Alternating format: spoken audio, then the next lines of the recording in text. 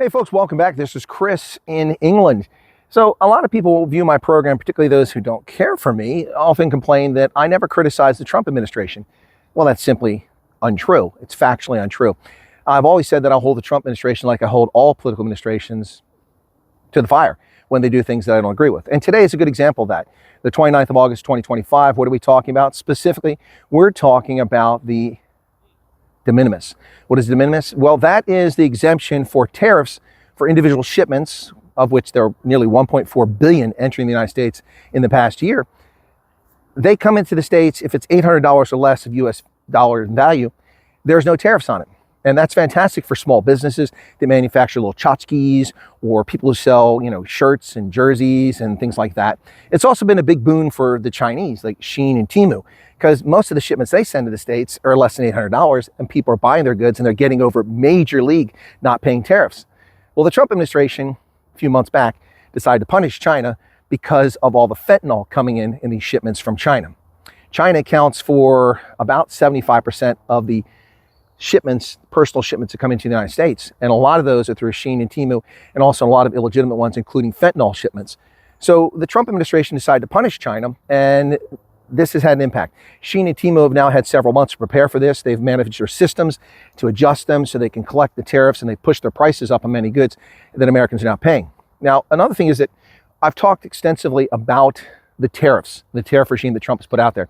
The coffee table economists, including some major big name economists, have been incorrect in their assessment. They've lied or misled the public, trying to frighten people and to cause the U.S. economy to collapse by claiming that consumers would pay the cost of tariffs. I said that isn't necessarily the case, and I was correct. Depending on the size of the tariff, the manufacturers or the middlemen or the retailers will oftentimes eat some or all of the cost of the tariff, particularly if it's a smaller tariff, 10% or less or 15%, in order to retain market share rather than lose hard fought for market share.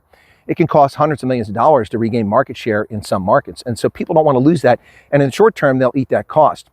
So that's one way they eat the cost. Another way is they eat part of the cost and they pass part of the cost on to the consumer, or the consumer pays the full cost. So it's not a given that the consumer will pay more. However, in this case, it is a given, because it seems highly unlikely that small businesses, mom and pop shops in England or in Scotland or in Wales or in Germany or in Austria that are making, knickknacks and toys and touristy things or shirts and jerseys, it's very unlikely that they can absorb the cost. So they're going to have to push it on the consumer.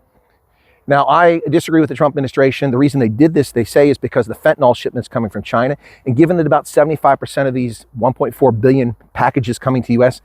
are from China, I understand the China angle. But why punish the rest of the world if they're not guilty of these illegal shipments? And the problem is that this is one place where consumers will be punished, because the consumer will pick up the cost. So for instance, I've bought jerseys from the Stormers. They're shipped through DHL. They come from South Africa, and there's no tariff because they're less than $800 in value. But I'm going to be hard pressed to find many jerseys from South Africa that they're going to be under $100. They're going to be around that range. So I may have to pay the tariff now.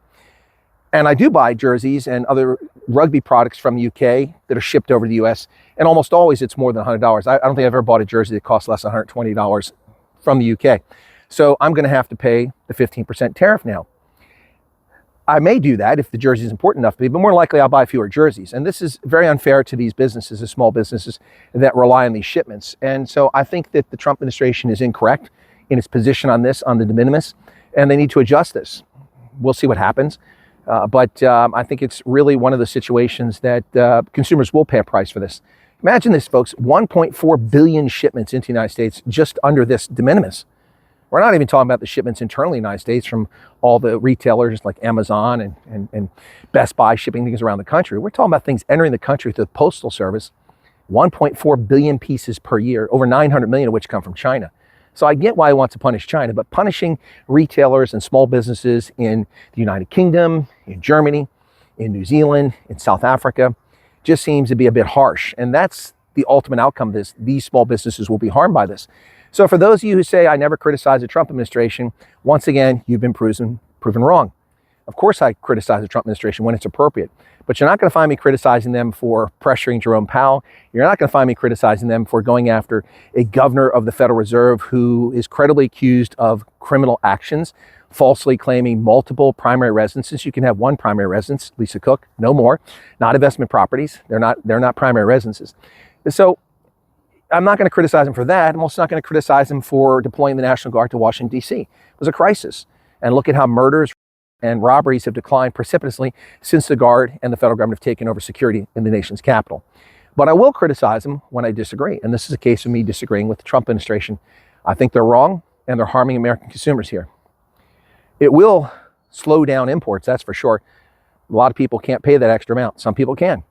So we'll see what happens. Anyway, for those of you who say I never criticize Trump, you're wrong again. Thanks for watching, folks. Be sure to hit the like button and join us as a subscriber. We could always use the support here on the channel. God bless and take care.